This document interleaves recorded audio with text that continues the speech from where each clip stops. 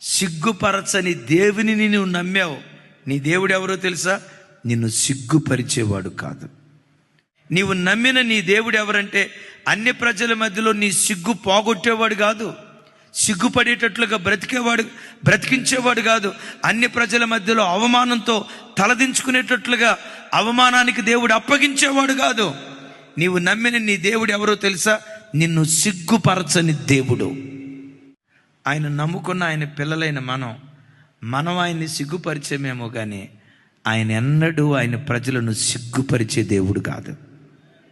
మనం ఆయన్ని సిగ్గుపరిచిన దినాలు ఉన్నాయి, మనం ఆయన అవమానపరిచిన దినాలు ఉన్నాయి. ఆయన తన ప్రజలను సిగ్గుకు అప్పగించేవాడు కాదు. నీవు ఆరాధించే దేవుడు శక్తి కలిగిన వాడు, చేతగాని వాడు కాదు సుమే.